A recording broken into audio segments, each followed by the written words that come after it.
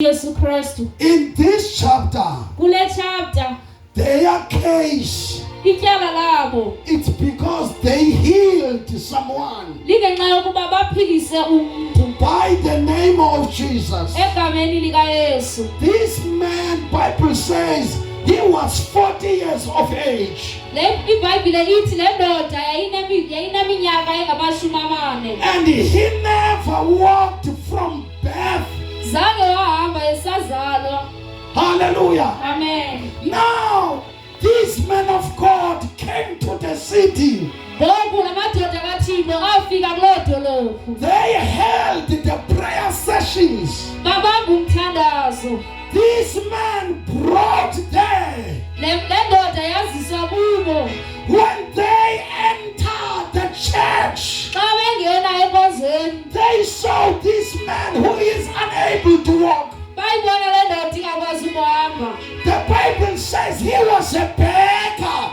iBhayibhile lithi He was a beggar. He was an asker.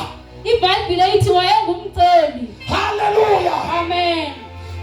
The Bible says he began to ask to them. Ithi iBhayibhile waqala wababuza. This man of God says to this man, Yathi indoda kaThixo kule ndoda, I don't have silver. andinayo isilivere, I don't have money. andinayo imali, But I will give what I have. kodwa ndizonikeza ngako ndinako. What I have is the name of Jesus. Endinako ligama lika Yesu. Rise and walk. Makakuhambe.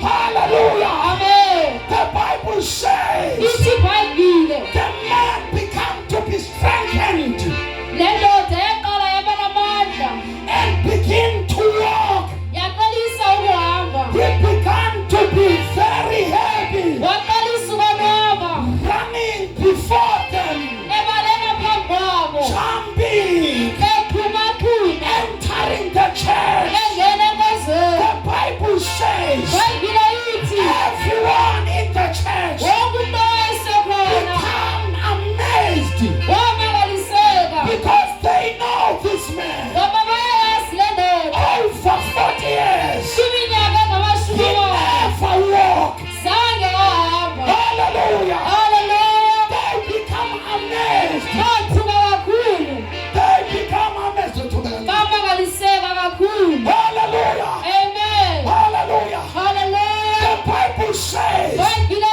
ithi, the council, iBhayibhile ithi amatyala they begin to persecute them baqala ukubathutshisa by this action of healing this man. ngenxa yokuphilisa le ndoda. Hallelujah. Amen. They asked to this man Awabuza la madoda, how to heal this man. uyiphilise njani le ndoda, By which authority? ngeliphi igunya?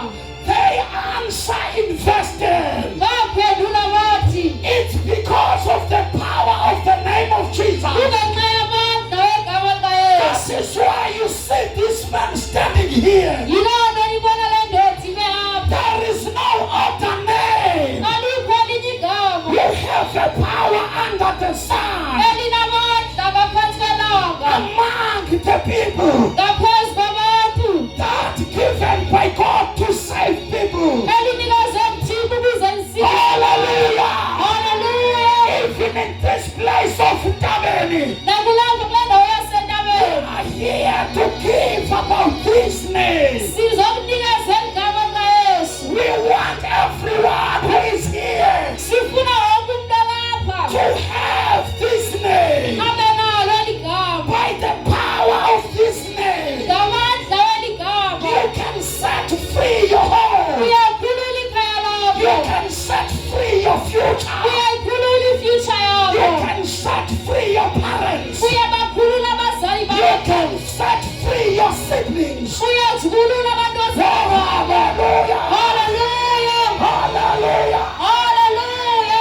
His name is powerful. Eli gama linamandla, His name is working. eli gama liyasebenza, His name has authority. eli gama linegunya. All authorities All They bow under this name because it's the greater name. God given power, God given authority from heaven. Hallelujah. Hallelujah. Hallelujah. Amen. This name can protect you. Hallelujah. Hallelujah. This name can heal you. This name can give you power. This name can give you encouragement. This name can give you motive. Hallelujah. Hallelujah. Just receive this name. You need this name. Your home needs this name. This name is very powerful. In every weapons that are present here on earth, there are the different kinds of guns. They are dangerous. We know they killed people. There are different kinds of swords. They killed many people. Hallelujah. Hallelujah. We know different kinds of stick. They endangered many people. But the unfortunate of all these weapons, the unfortunate,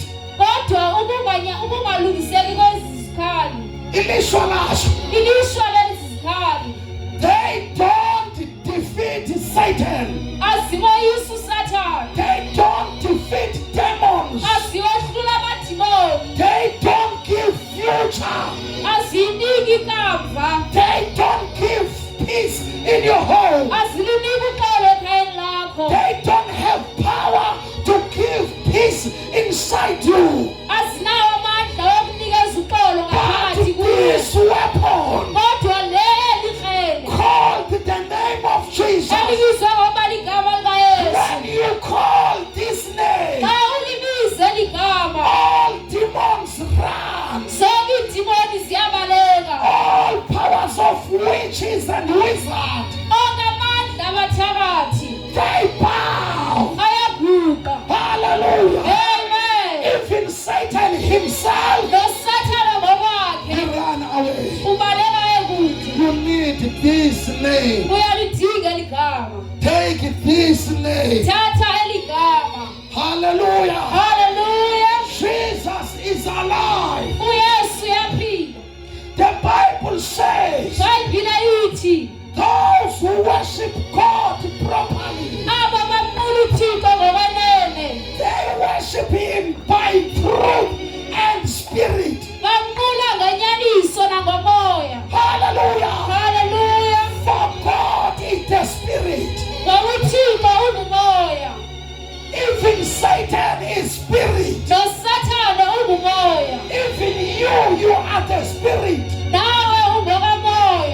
Hallelujah. Amen. Hallelujah. Hallelujah. Nawe ungumoya.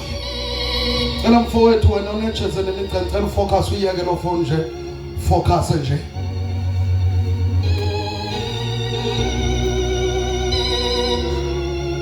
Nawe ungumoya. Even you are the spirit. Le inyama inomzuzwana apha emhlabeni. This flesh has a little time in this earth. But umoya wakho awufi. But your spirit don't die. Nguwo ke ekufuneka wamkele uYesu. It is the one who has to receive Jesus. Ngoba noma uyafa, Because even if you die, uzongcwatywa lo nomzimba. your body will be buried. But umzimba wakho, umoya wakho, oluqobo lwakho, But your flesh, wona uzoya kuThixo uyogwetywa. but your soul will go to Jesus and get judged. Hallelujah. Amen. Sisindiseke emgwebeni. Save your life in the rapture. Kunexesha elinzima elizayo. There is a tough time coming. Akukho umuntu ozosinda. No one will be saved. Wonke umuntu uzolibona elo xesha. Everyone will see that time. Kukhona ixesha elibhalwe eBhayibhelini elizayo elibuhlungu apha emhlabeni. There is a time written in the Bible and it is coming on this Kule day. nyanga iphelileyo kukhe kwathiwa liyeza linge-23. Last month people said it is coming on the 23rd. Boyika abantu. People were scared. Kodwa bebengazi uba bangaliphepha kanjani. But they didn't know how to be saved from this day. Le mini ke iyeza. This day is really coming. Le mini xa ibizwa kuthiwa yi-rapture. This day is called the rapture. Luxwilo. The rapture of people.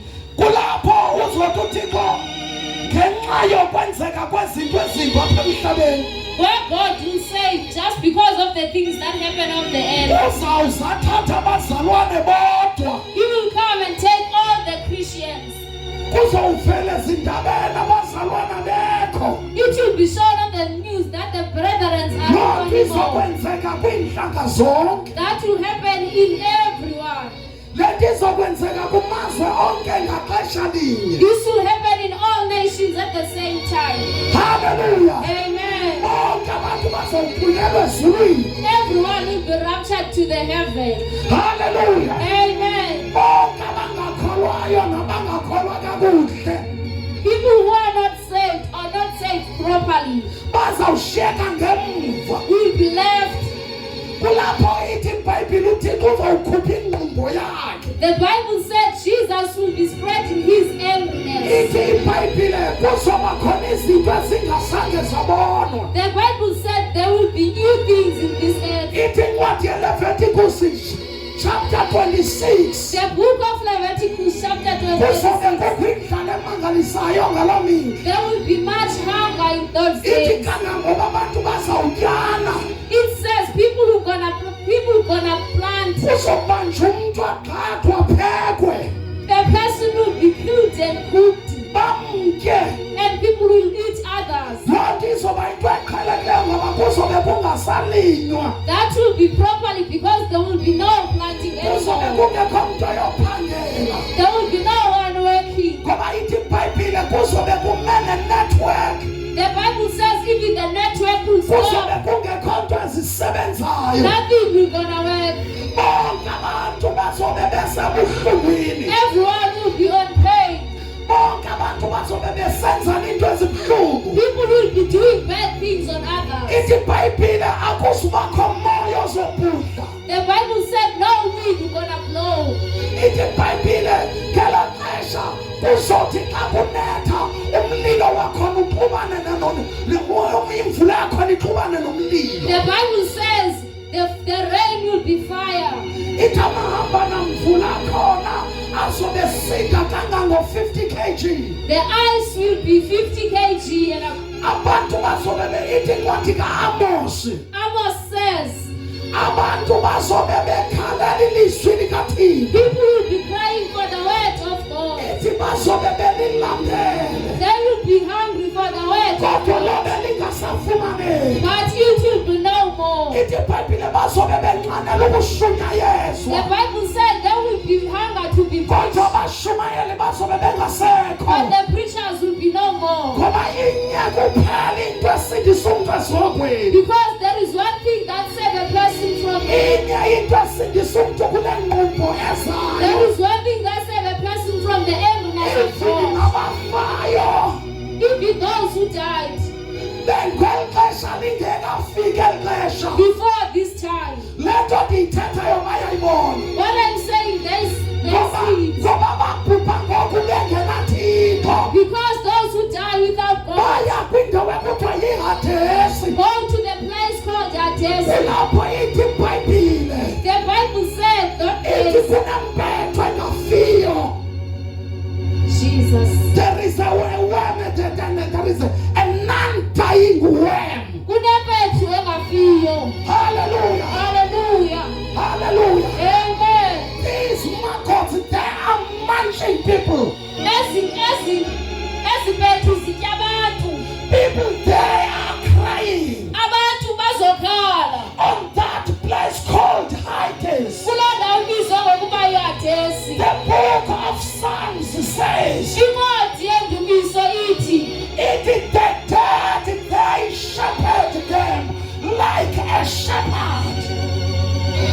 Jesus. Itukufa kuyabelusa njengomalusi. The dead shepherd them like a shepherd. There is no even your member of your family can save you there. Akukho nelungu lefamily yakho elokusindisa. There is no sacrifice can set you free there. Akukho zinto ezinokusindisa apho. It's where Jesus says Uyasithi the Hades. iHadesi It's a place of cry. yindawo yesikhalo. It's a place of cashing the deeds.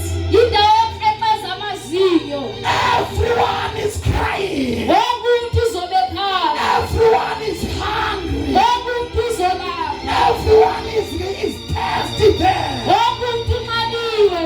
Hallelujah. Hallelujah. Lapha emhlabeni ngelo xesha sicimba baphumule.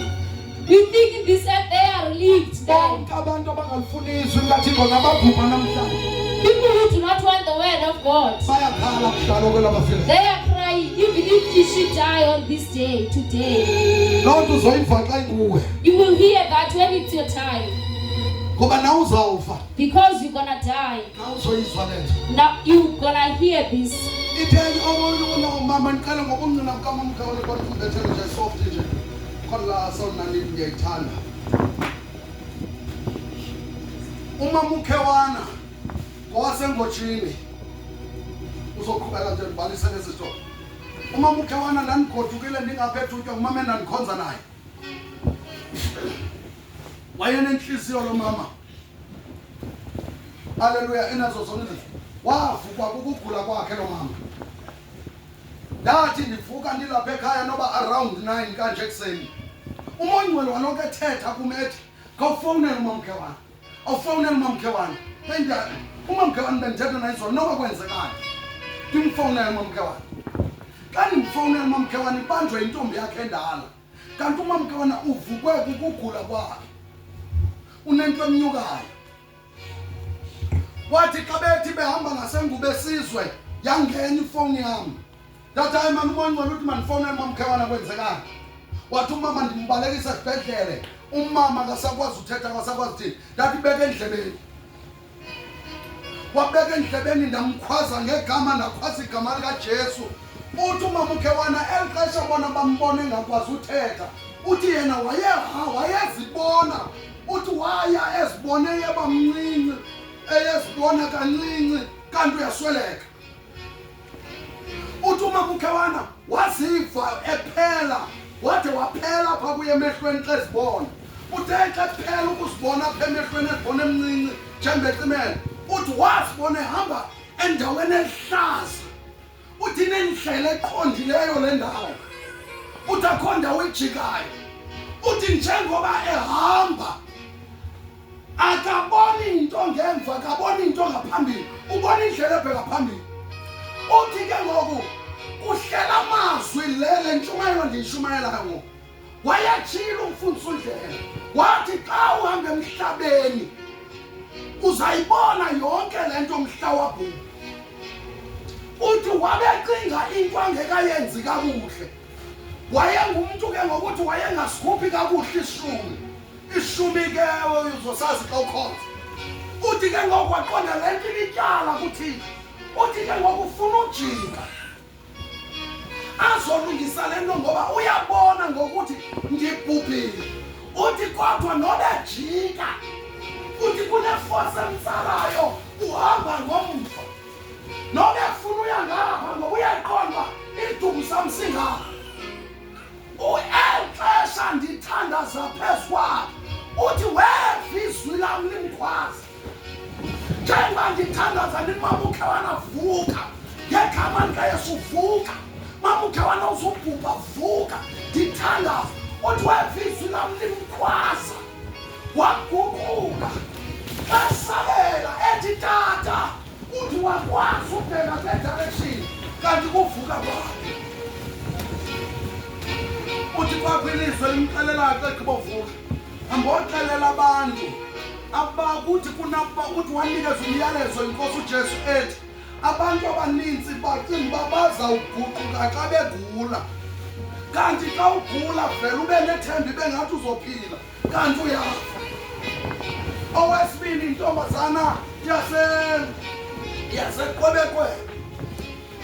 Malibonke amanga Yesu. Ndandishumayela le ntshumayelo.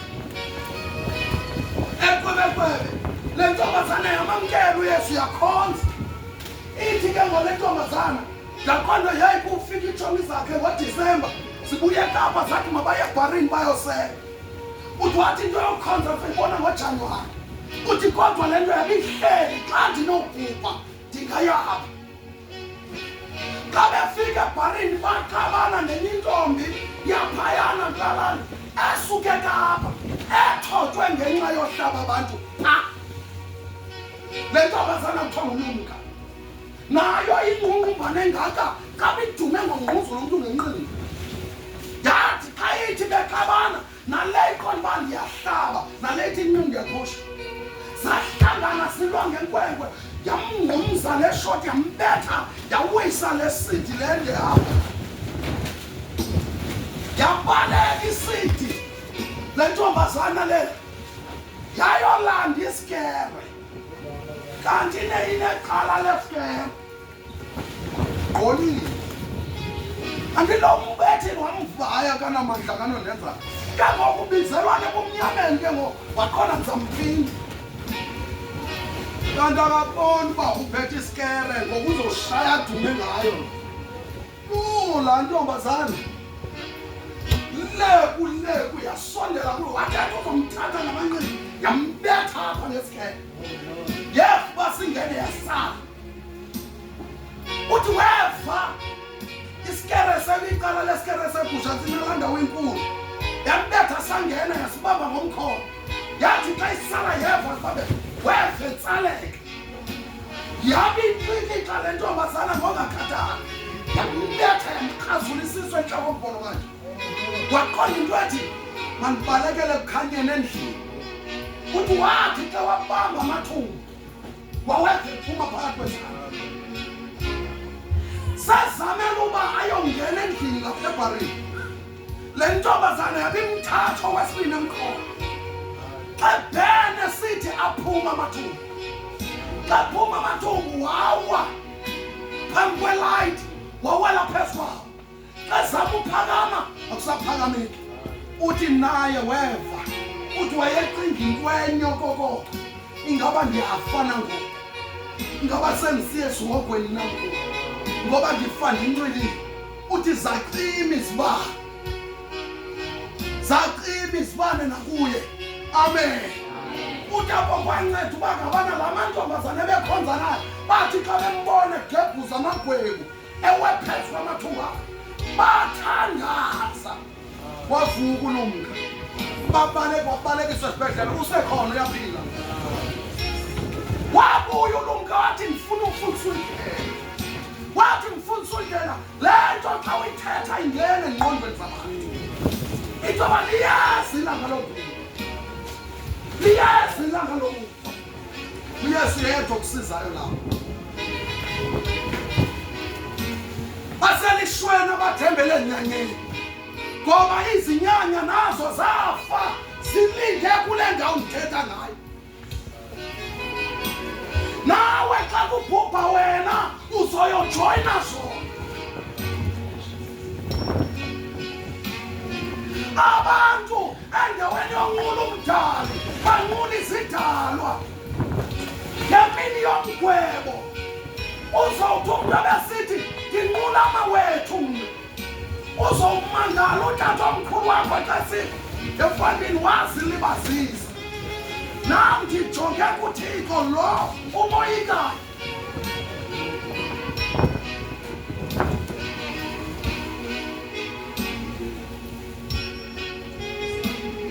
uYesu yedwa wadala abantu. Wena wadalwa nguYesu embilini kamamakho.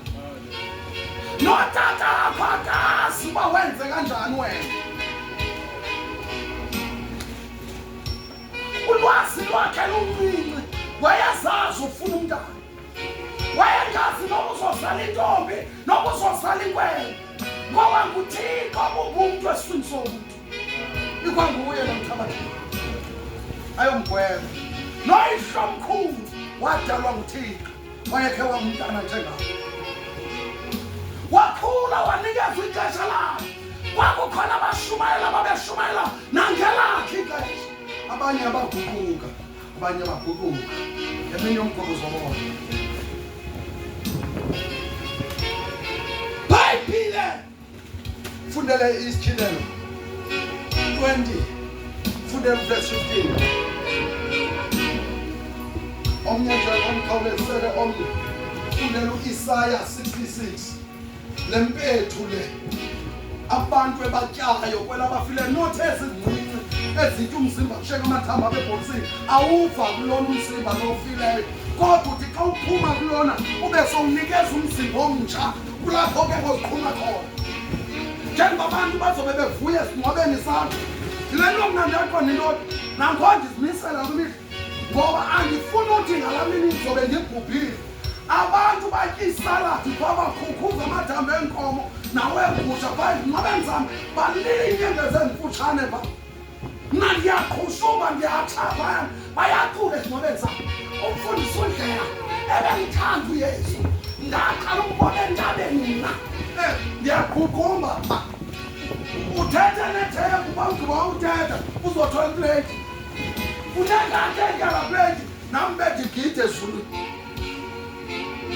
ngoba abaninzi kuthi kukhalwe esingcwabeni sakhe naye abekhala Isaya 66:24 umfundela ngelizwi eliphezulu Sithule kwincwadi kaIsaya chapter 66 verse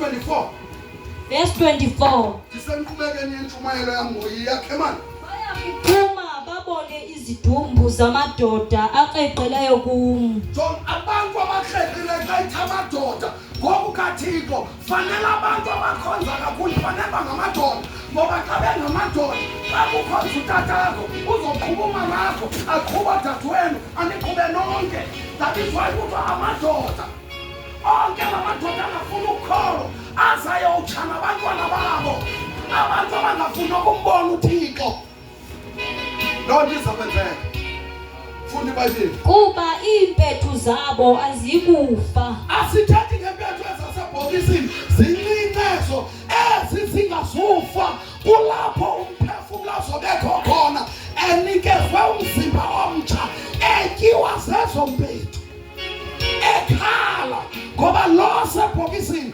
awuvali umzimba azifi nomlilo wabo ungacimi bayatsha abantu abangakholwayo nangoku ndithetha nawe bayatsha akukho mini akukho busuku noba liyanqanqaza ilanga sihambe ngesheti thina nangezikhipha bona basemlilweni ofanayo bayatsha ngenxa yongakholwa babe linyumnyezi kuluntu lonke wonke umuntu uzobasizela fundele uverse 15 Ncwadi yesikhilelo chapter 20 verse number 15 yebo lona bayithi uvuko labafileyo nomgwebo wokugqibela uvuko labafileyo nomgwebo wokugqibela verse number 15 abafileyo basezawuvuka xa kugwetywa wonke umuntu uzoma ngenyawo anikeze umzimba omtsha nomkhulu bazawuvuka ababhubha benempandla uzoma nempandla yakhe right there beyogwetywa isa verse number 15 oko kukufa kwesibili yebo wathi ongafunyenanga ebhaliwe encwadini yobomi kunencwadi phapha ngoThixo bonke abamkela uYesu bayabhalwa kuloo ncwadi ithi ke ngoba abangafunyanwayo xa ubhubhile uya phambi koThixo akujonge encwadini yakhe wamamkela uYesu wasindiswa xa ungafumaneki kwenzekani waphoswa edileni lomlilo uthathwa yofakwa emlilweni abanye xa beqhathana etywaleni bathi mna yabona ngalamini ngizobe ndibhubhile mna ngizombuza abanye bathi imighty uJehova zoyibuza imighty abanye bathi ambuza uSomandla atamarasta uJesu bathi nguJaha angambuza uJaha awuzubana thuba la ubuza Jesu lapha kuzofunda incwadi once ungabikho kuthiwa thathe ayotshana emlilweni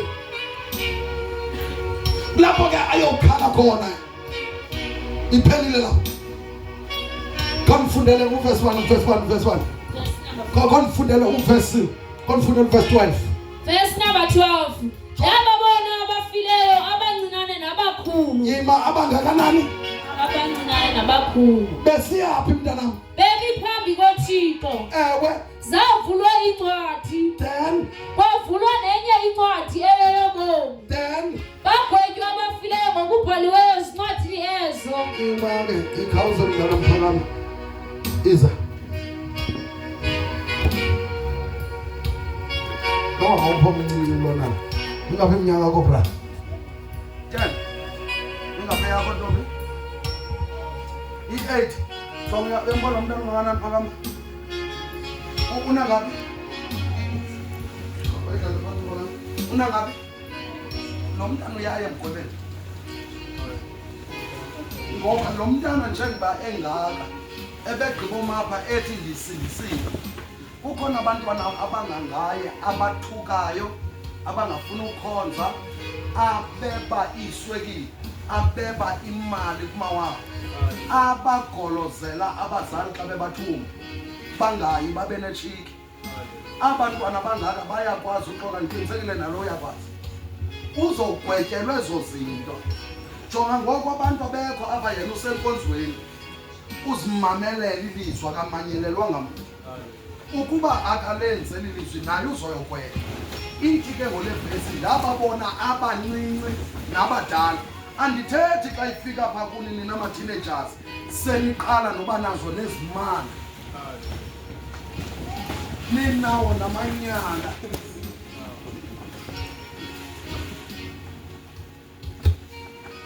Wasigqithi le nto ezifowuni indlela enenza nibe namanyala ngakhona. Niyekile.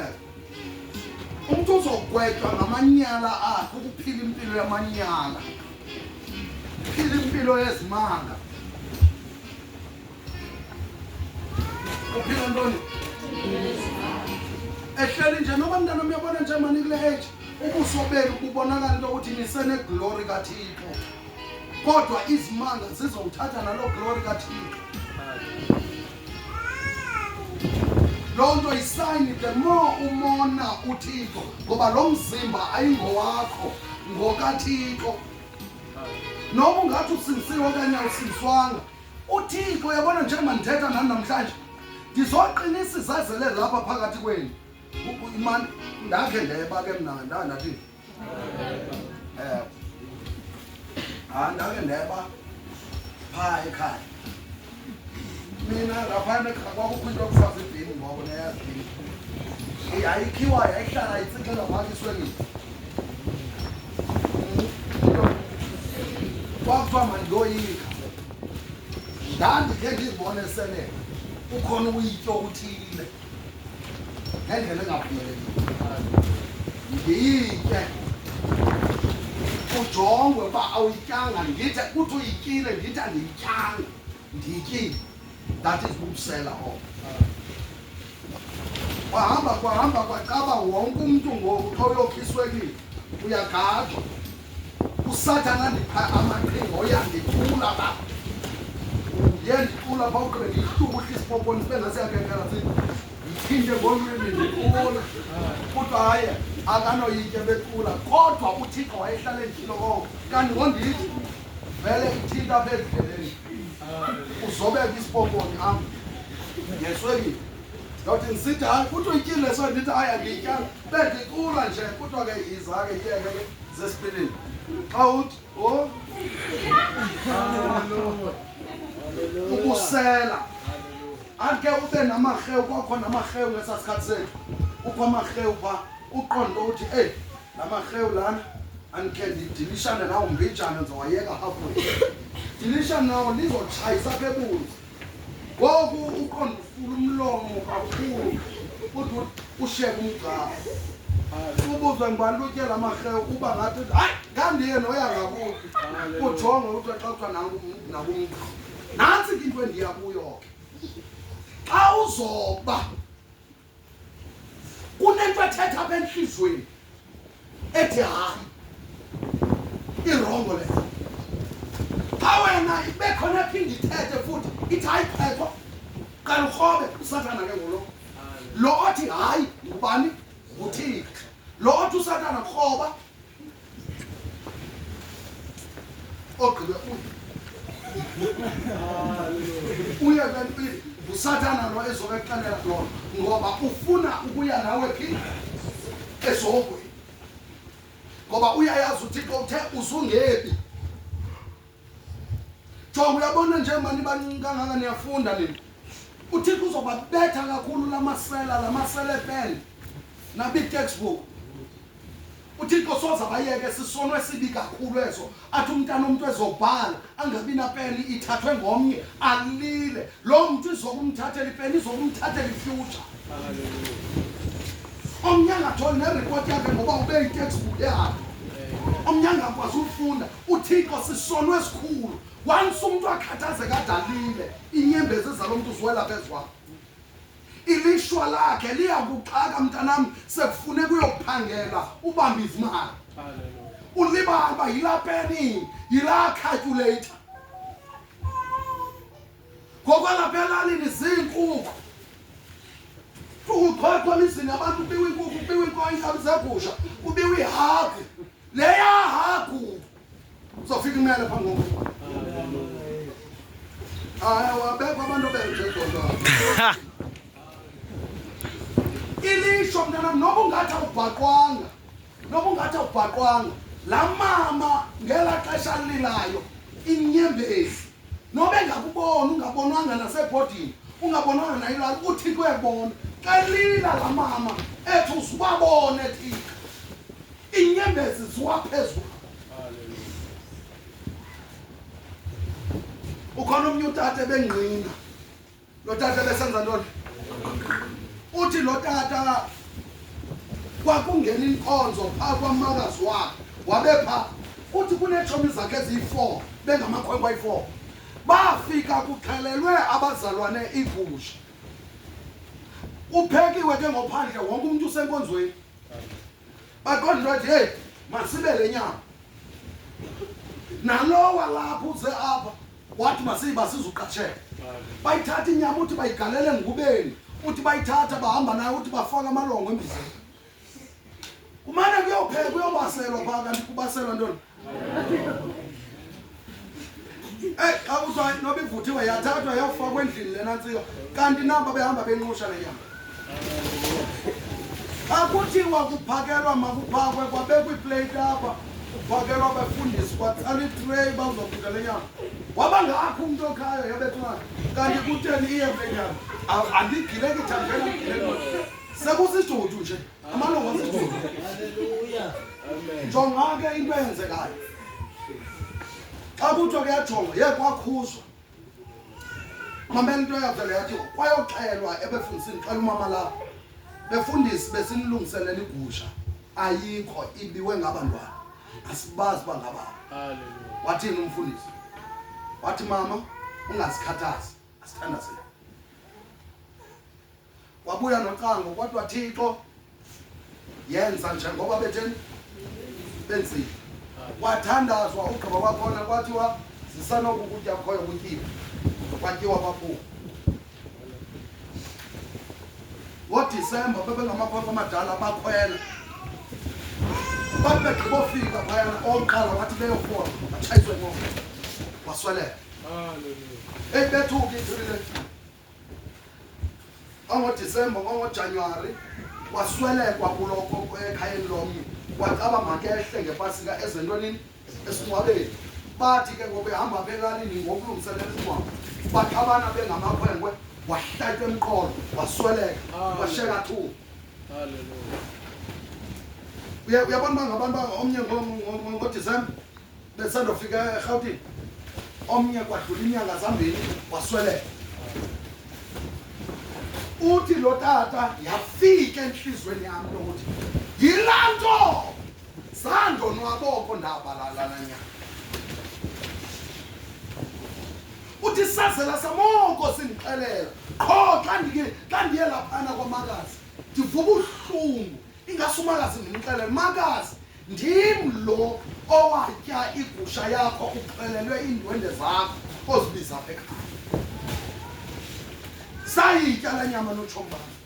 Uthi wasweleka owesibini. Uthi kwangoko wahamba unyaka. Omnye wathola umsebenzi akawuthola yena.